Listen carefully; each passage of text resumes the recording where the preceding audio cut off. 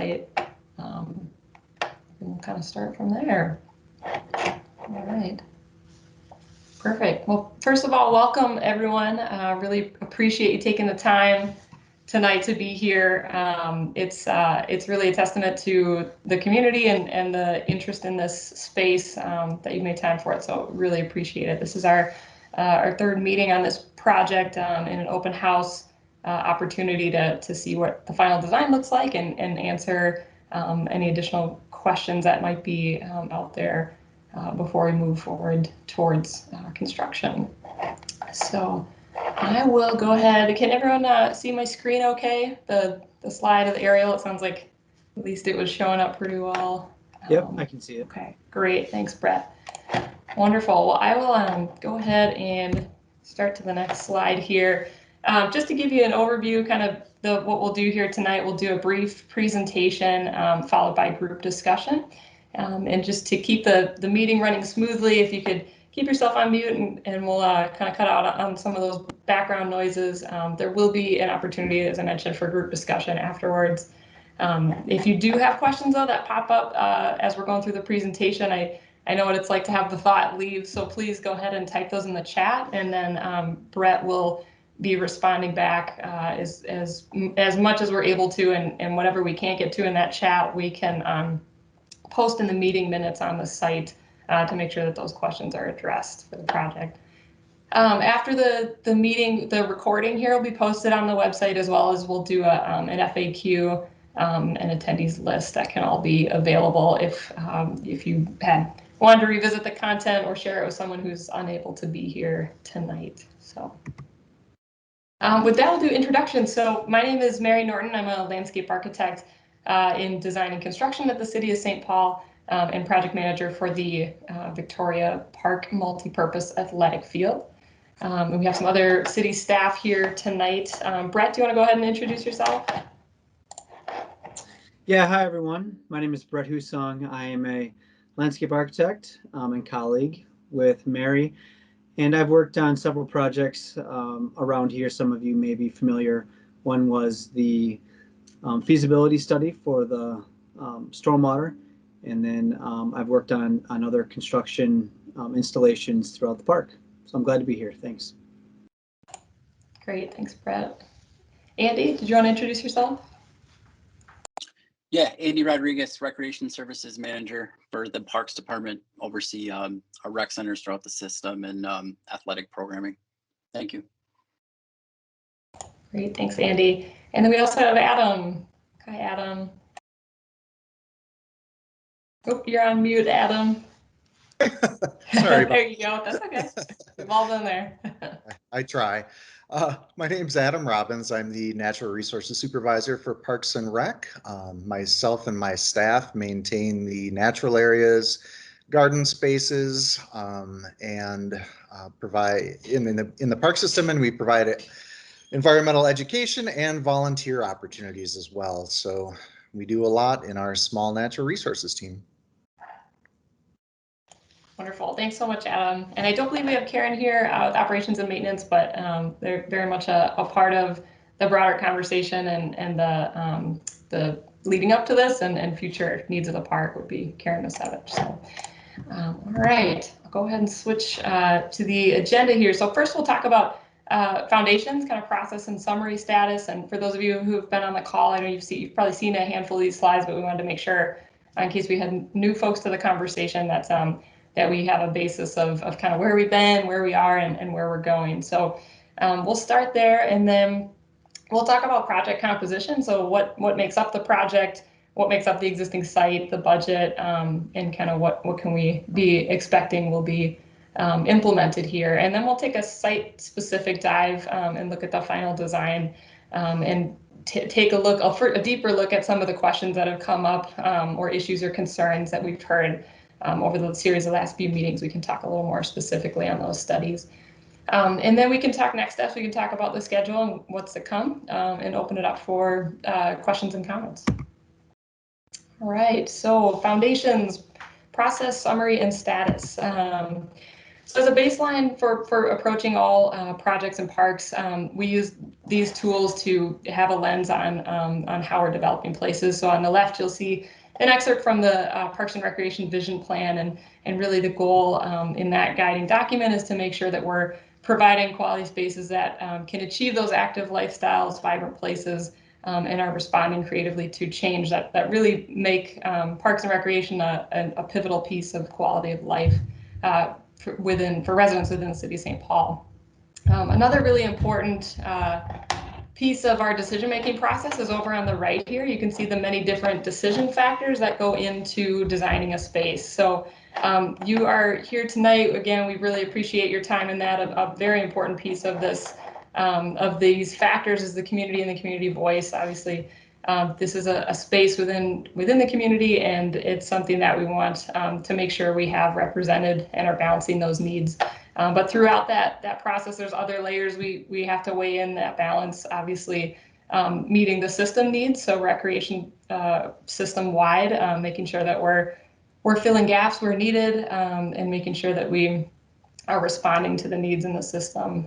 The budget and funding is also very important as we weigh those alternatives, operations and maintenance, regulations that lay over it. So quite a few decisions that are factors of decision making that go into creating these places. So a little bit about where we've been, so how and where we are relative to that spectrum. So this project is a piece of the broader Victoria Park Master Plan.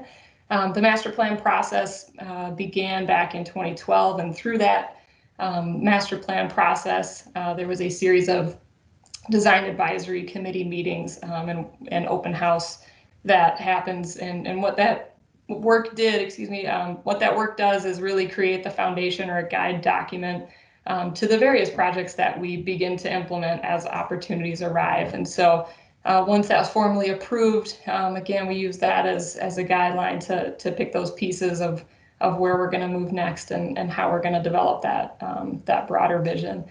So that brings us to the middle here, the athletic field project. And so one piece of that master plan is the implementation of a multi-purpose field. And so we have gone through planning on that, and there's a funding opportunity.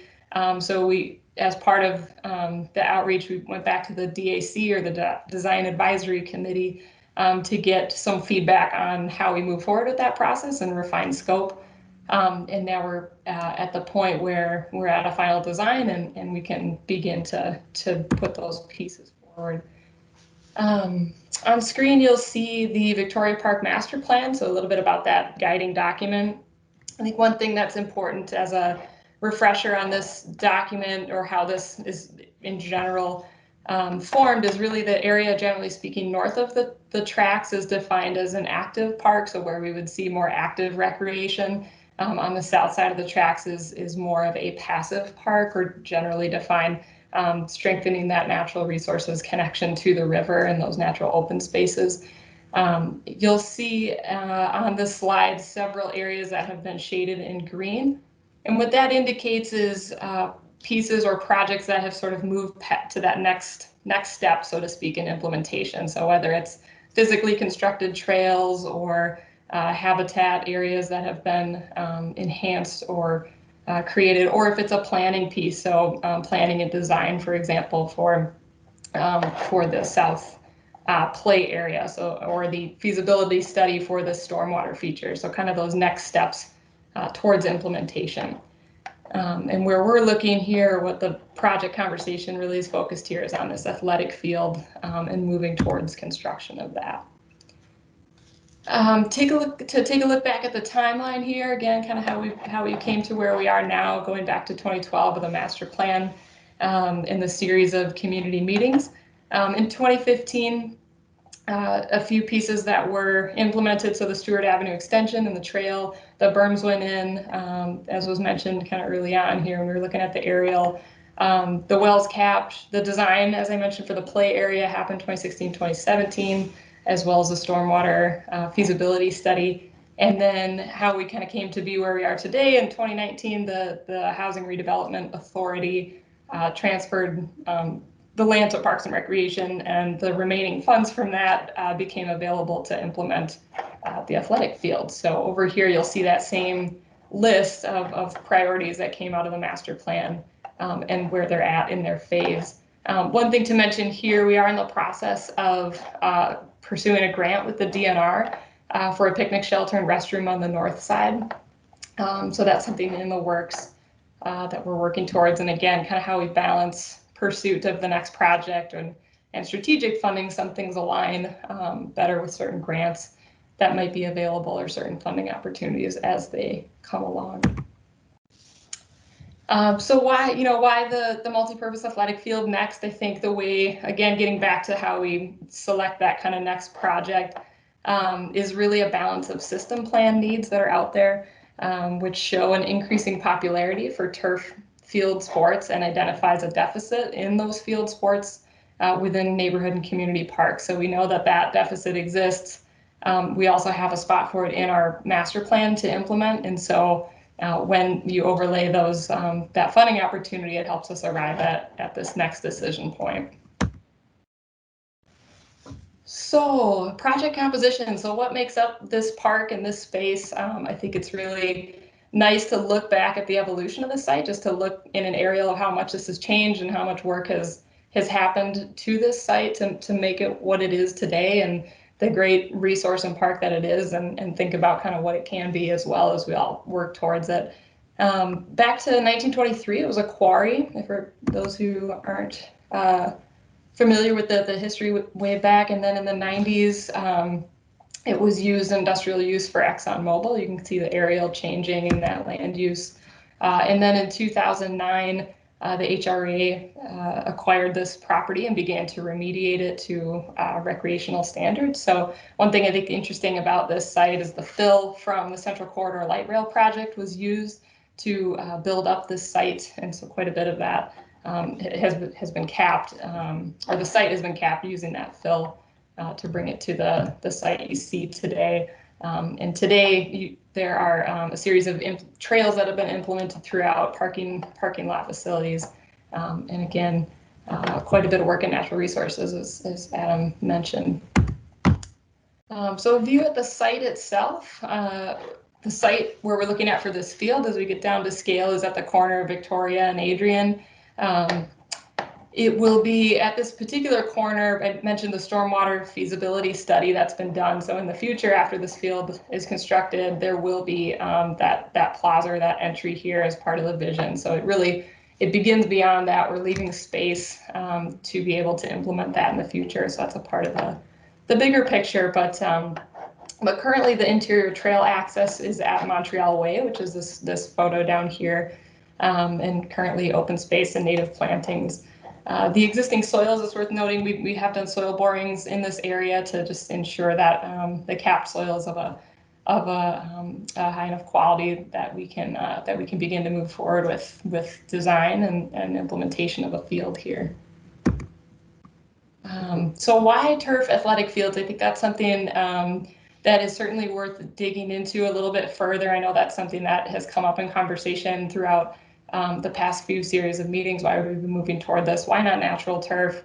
And I think there's a few reasons. One, and a really important one, is that the demand for these high quality athletic fields far exceeds the availability system wide. And so providing this access, it's giving greater access to those facilities and broadening that availability. Some of the differences between synthetic and natural turf, I think this is a good example at Sylvan Park in St. Paul, and to the right, a natural turf field setting. The realities of maintenance on it and the conditions, when you get rain events and things like that, where you need to and get high intensity use, the fields really get beat up, and it's hard to maintain a high quality, consistent play surface. So I think that's a big piece of it. It also natural turf can significantly reduce field time. So when you have those times of rest that you need to do or canceled events, that's a result of natural turf surfaces and some of the challenges with drainage that you don't necessarily get with the way that these are designed to drain and move forward. And I think, one thing to note too is advances in technology and the type of material and the ability to recycle and repurpose products. So certain products that are made of other uses or repurposed in the future.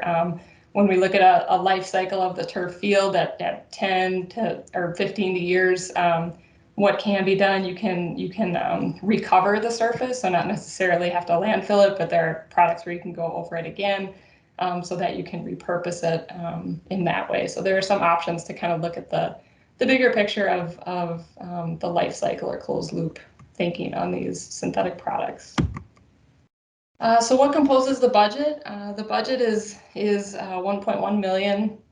Currently, sources include the remaining funds for the HRE redevelopment, as I mentioned, and then also the Minnesota Twins, a community partner that is a part of this conversation and really interested in continuing to be a partner with this project and in advancing that, which is great.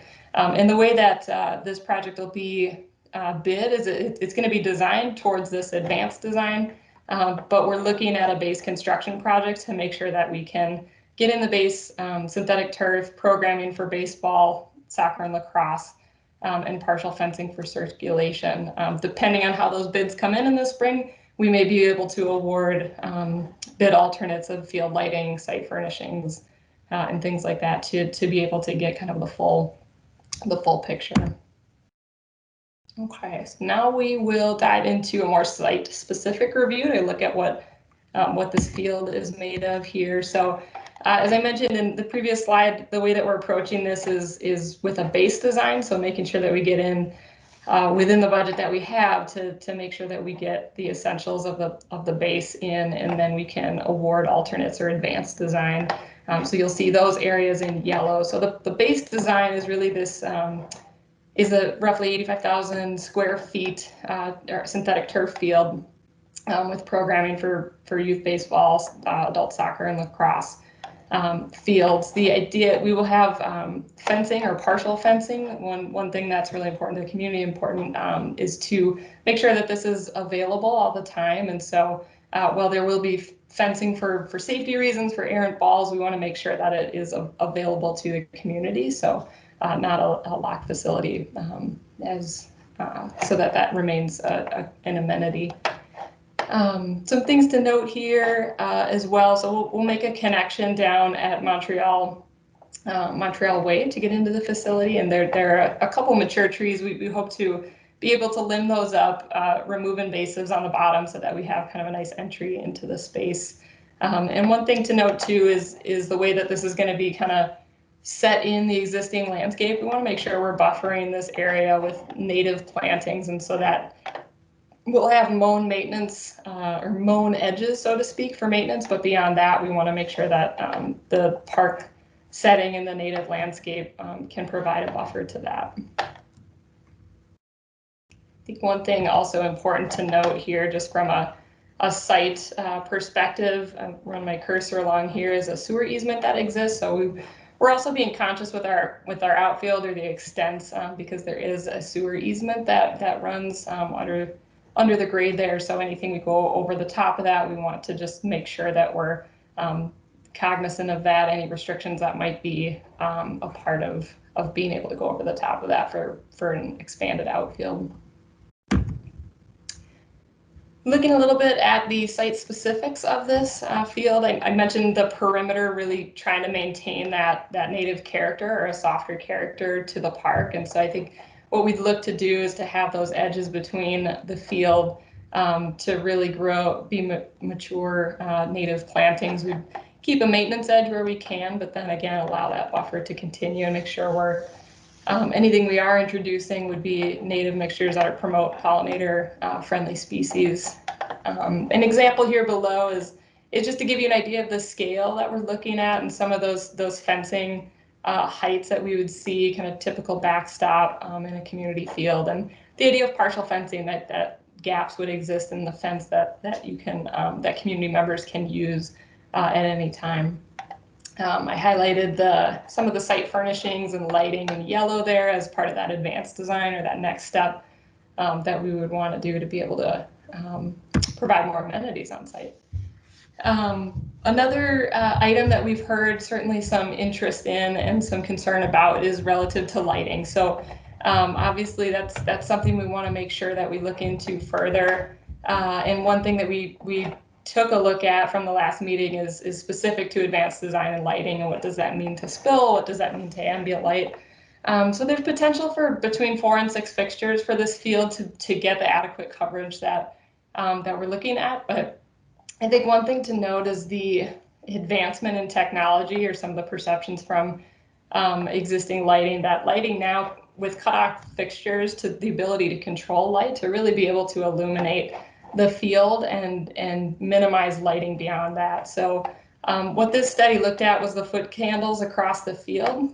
So there was an average of about 36 foot candles across the field. But by the time you get to the roadway, we're at about 0.83. And then it's, a gradient down to 0 very quickly. I think one thing to note is a typical light level for a residential street can range between 0.3 and 0.6 foot candles. So we're very close to meeting what those existing conditions are at the edges of it. And one thing to note too, or again, going back to technology or design of lighting, they would be 70-foot high poles. And so to think about how that affects lighting, or the ability to be able to get a vertical angle down, that's a big part of that ability to give that direct illumination versus some of the overcast on a shorter light that you might get. I'll mention too that we would be wanting to achieve fixtures that achieve the criteria for community-friendly sports lighting from the International Dark Sky Association. And so we want to, again, be context sensitive of this park in particular, but certainly also of neighboring land uses that were meeting those criteria. Again, back to lighting. So here's another example. I think it's one thing to think about the ground gradient, but it's another to be looking out across at a field, at a fixture. And so I think these photos illustrate some good examples. On top here is more what we would be looking at designing at. And so that glare is really cut down with modern cutoff fixtures. Again, focusing the light on the field and really minimizing it anywhere else. The images on the left are a Little League field in Virginia. And what I think is helpful in this image is that this particular site was a heavily wooded area. I think there was a lot of concern about inserting a field into a natural not open space, but naturally wooded space, and how that would affect the character of the park. And I think that it's a nice precedent for this project, because this field is going to be set in a natural setting. And what this shows you is, really, again, everything beyond it is dark, but we can illuminate that field presence as needed. Some other concerns that we heard are relative to parking, on-street parking. So this is a diagram that studies on-street parking and what would be available for an event. So what this assumes is a maximum need. If those fields, all 3 of those youth soccer fields, were to be maxed out in an event, we would think about 80 cars potentially. And what this looks at in the orange here is what's available closest to the field. So there's 137 spaces near the field that are available on street. And so what this says is really there's, given what's available between the parking lots within the park and the on-street parking, we're looking at close to 138 surplus spaces. So the moral of the story, I think, is that there is ample space. And I think one other thing that we're pursuing and that we reached out to is to see if there's interest from from the adjacent property owners on some sort of shared use parking. So sometimes we will enter into a shared use parking agreement with a neighboring facility, and what that does is that allows recreation services to, if there's an agreement, we can encourage events or users to use specific off-street facilities during events. So we think there is potential for that, and we're going to have those conversations, and hopefully that can be another way to alleviate some on-street parking near the facility. So with that, I'll talk next steps. Where do we go from here? So we're here at an open house meeting tonight. Again, thank you. I know it's always hard to find the time, but it's really valuable to have you here and being a part of this conversation. So here we're at the open house, and our next step will really be to finalize design and to move towards bidding and construction. And so After this, project updates will be available throughout construction on the website. We'll make sure that we post information there as it's happening. We can post photographs as things are moving along. And of course, if anyone at any time has questions about the project, they can reach out to me directly for additional information. And with that, I will open it up for group conversation or questions. Anything I may have missed too, city staff, if Adam, if you have anything to share from natural resources or Andy from recreation services, by all means, just know what you think. I wanted to ask about the lights. I've seen, actually it might have been at the Bell Museum, that some places are using those city lights that they only shine down, they don't shine up into the sky. Is that what you're talking about? Yeah, I can't picture specifically, but yes, that's the idea, is that it's a higher light pole, so the ability to really vertically point that light fixture down and target the area we're trying to illuminate is what the modern fixtures do. So yes, we're looking at fixtures that would do that, would really focus it on the ground and not have spill beyond, really far beyond the field. So that would keep the night sky dark. And correct. Because I know people have worried about the Mississippi Skyway for the birds. Yeah, absolutely, and I appreciate you bringing that up. Yes, that's the intent, is to use those modern fixtures to light the ground and the field, and nothing beyond that, or really as little as possible beyond that. And so I think something that can help too as a resource is the International Dark Sky Association has a list of criteria and foot candle requirements to meet that criteria specifically for recreation fields. So that's what we would be looking to adhere to with the lighting design for this park. So yeah, great question, Catherine. Thank you. Hey, Mary, can you hear me? Yeah, absolutely. So I have a question regarding the inclusion of baseball fields and softball fields. Wouldn't it make the footprint of the turf smaller if you can just focus on lacrosse and soccer? And it's also my understanding, and just doing a quick look at the website, that there's already basically every park in St. Paul has a baseball field, so there's no deficit there. So can you talk to that a little bit? Sure, yeah, absolutely. I think it's something, and maybe Andy, you can speak more to the demand for baseball athletic fields, but I know when we're able to overlay multiple sports on a field, we can get sort of that much more programming out of a specific field. So go ahead, Andy, if you have more thoughts on the demand there, why we would be looking at baseball. Yeah, I added some comments in the chat there. But just kind of the earlier point of what you referenced, just in natural grass fields and agroline and what goes into maintaining those. I think you see some of those at the rec center in kind of the current state that they're in, that in the years forward, like some of those will likely be grassed over or converted. But we're looking at, premier ball field locations that are sustainable long term. And for what is already proposed to be a multi-purpose space, the ability to try and add that in, I think, makes sense long term, especially if we're in the business of hosting ball games and other things within our department and with program partners, which we are, that there'd be an advantage to adding it at this space. It's currently getting a ton of use in the multi-purpose space at El Rio currently. Just as a quick example of what I can reference off the top of my head, but happy to chat about it more if that doesn't fully answer your question. Thanks. Yeah, thank you, Rob. Any other thoughts? I see a hand up. Christian, did you have a comment or question? Maybe it went into the chat. Yeah, I have a couple of questions based on the diagram and the footprint that you put on there originally. What specifically is the dimensions of the largest soccer field that you are planning on that space?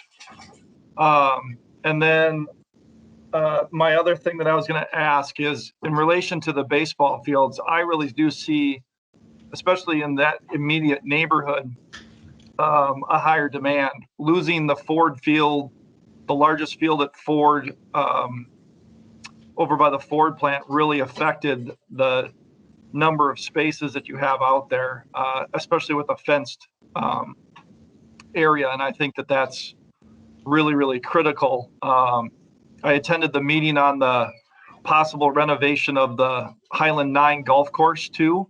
And all of those are small youth size, and there really is no other full-size field that's on this available for schools or other park and rec to have even adult programming or recreational side of things. So I'd highly support doing the full-size field as much as we can, because I think it really is critical. The only other question I was going to ask is, I take it you're not going to have a mound on there then for pitching for baseball. How would you see servicing that if a community member is going to rent it for that purpose? We usually utilize portable mounds in this situation, where we'd host one on site somewhere, whether it's in a storage container or it's transported to the site if there's games scheduled or practices scheduled. But that's typically how we've operated for artificial turf. Is there any potential for having one underneath in the ground? When I did my research for implementing our turf field across the street, I had ticks put in for baseball sizes just for practice. And there's an actual couple companies provide a mound that actually fits underneath the ground, and you can pop it out and switch it out within about a 15 to 20 minute period. So that might be something when you're bidding these things out to these companies to see if that's a potential for having that be included within your process. Then you can actually have a regular sized mound be really switched out, and you don't have to find other storage for that awkward piece of material and stuff. So sure, yeah, that's not a practice we've typically done, but that's a good thing. I think that Brett and others would probably want to research if we were to go down that road. Or Brett, I don't know if you guys have any additional feedback on that specifically, but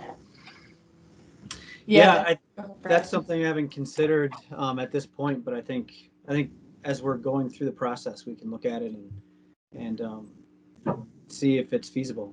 Yeah, thanks for the suggestion. Yeah. What exactly is the full size soccer field that you have on there as far as dimensions that you guys have?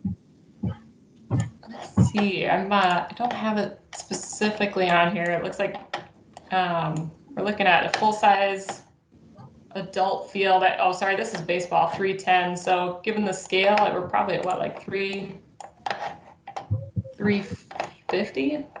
I don't have it dimensioned here. We can get that on there, but I'm looking at 350 probably. Yeah, the minimum size, like I have on my field over there, 185 feet from fence to fence. And I could only fit a 55-yard wide field, which is the minimum size for state high school league games. Your reference to Elliott Park in Minneapolis, that's a full 70 yards wide. So you'd need to have at least probably 230 feet on each for the width. And that's where I was kind of curious as far as what the width of the field will be. Yeah, I think we're about at that. I would guess about just looking at the scale here, 230, 240 wide by 350. So yeah, we were looking at that Elliott Park full size field as a scale reference point. Okay. Yep. Good question.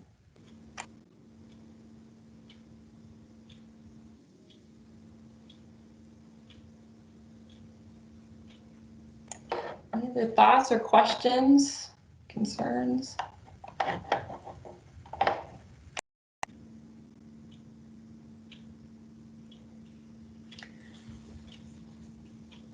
This is not about the field as such, but I thought that I had given my email address to get updates or newsletters or whatever, but I don't get anything. So as you mentioned earlier, that you would be, I think you said, sending updates or something.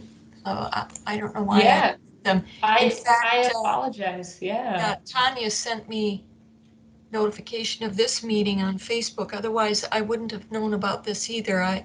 Got it. Maybe Okay. that's Let my me- own fault. I don't know, but No. Yeah, we have a list of members for the design advisory committee, and that might be where Tanya got this particular one. But Catherine, I'm more than happy to add you to that list as well. And I can also get you a link to subscribe for updates. So if there are updates that happen on the website, you can get a notification direct to your email that way too. So I apologize about that, Catherine. I think I sent you my email the last time where you made that available. So Okay. Well, I'll make sure you're on there. how should I do it now? I guess you gave your email somewhere. I can send it to you. No, I have your contact info, and I will make sure I'll add you to the advisory committee list, and then you'll get all of those updates. And I'll also see that you can subscribe on our website for anytime we post on the website and would say construction updates or photographs or things like that, you would get an email notification. Oh, that would be really nice. I Yeah. really like that. Thank I'd you. be happy to. Apologies for that.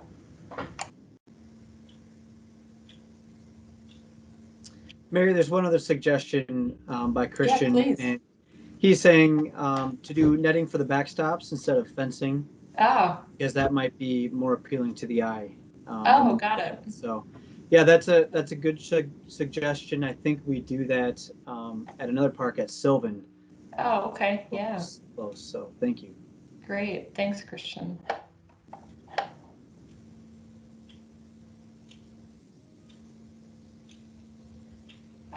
Okay. See a question. Any storage buildings in this project or support structures?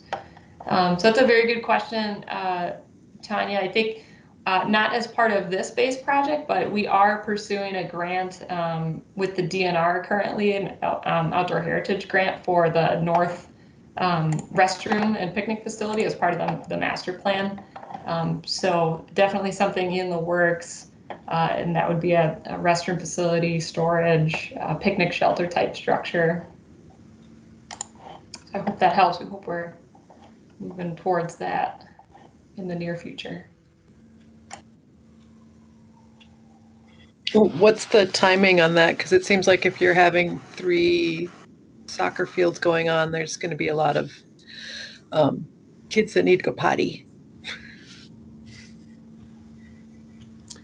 So what we've done at other locations, sorry, Brett, is we do bring portable units in when necessary, if there's no toilet on site.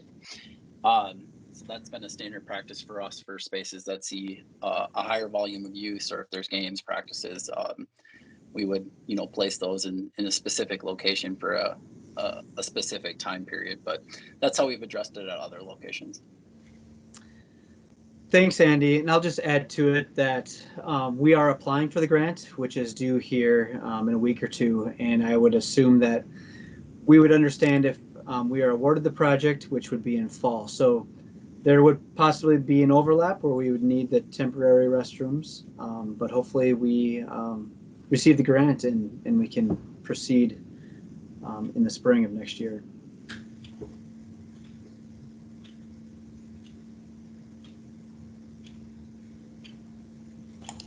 Hope that helps. A very good question.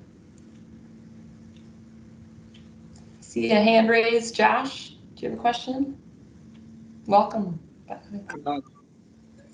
Thank you. More of a comment, I guess, Or comment, yeah. than a question. I've just been following the chat, see a lot of discussion around facilities for youth sports. And, it's true that there are a lot of, I guess, what you would call baseball and softball fields in the city. It's also true that there are not enough premier facilities to host games for baseball and softball. So this is really an opportunity in a metropolitan area to add a really great community asset, not only for baseball and softball, but also having the other sports here as well. Just more investment in infrastructure for young people and the healthy development of our youth, I think, is really, really important. And also the idea that this would be a premier field and also reduce costs in terms of maintenance and things like that. So, I live over in Mac Groveland, but for my son and daughter, when we're playing, kind of have to drive all the way around the city and to find different places. But I just think this would be great opportunity to invest in the future of our kids here in St. Paul. Thank you, Josh. Appreciate that.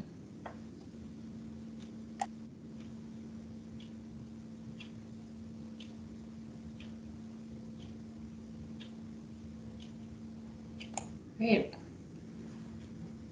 Well, I don't see any other hands up at this point, but if there are any further questions or comments that come up after the meeting, if you want to go ahead and send me an email, give me a call, we'll be sure to get that information back to you and have you stay tuned as we move forward. We hope for good bids and the ability to move forward with construction soon.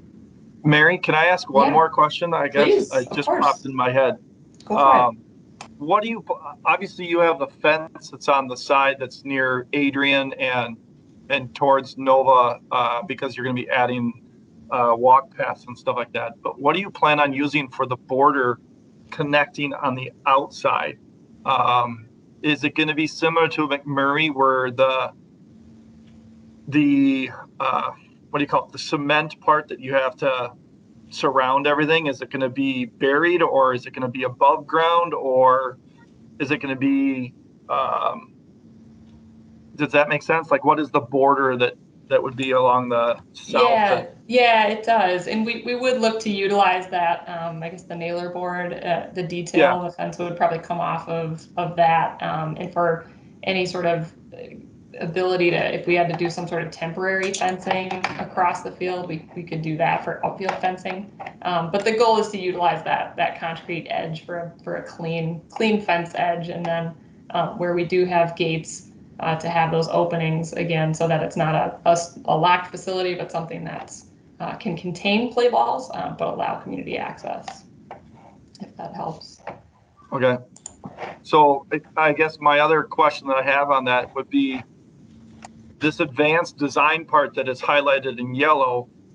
How does that work if it doesn't get built right away and you only do the base part? Because how do you add that eventually? You'd have to dig up the concrete, wouldn't you? Sure. Yeah, there are ways that they can, essentially add additional turf field. Ideally, we can award the whole thing in one. It's much more efficient to be able to include this in the base bid. But yes, right. There are ways to products that can address that edge so that you can expand onto it later and have that be seamless, so to speak. Okay. Yeah, I was just curious on that because I've been over to the what's the one over by Caesar I'm spacing on my name. Is it El Rio maybe? Yeah, where it's a baseball and they have that extended and they just kittywampus the dugout or whatever, and the home plate is a little off. So that's where I was just curious on how that would work. Oh, okay. Yeah, I guess I'm not picturing that specifically if it's one in our system or something different, but there are, to answer the question, there are ways that you can phase that edge into a seamless outfield if we're not able to award that base right away. So yeah, very good point.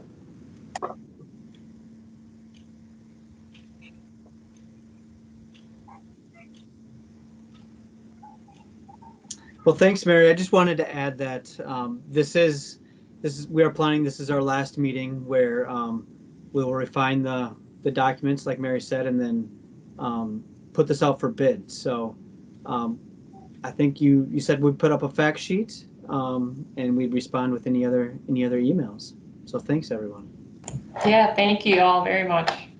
Appreciate it. Some great suggestions in this meeting. Take care, everybody. Bye now. Bye. Thanks. Bye.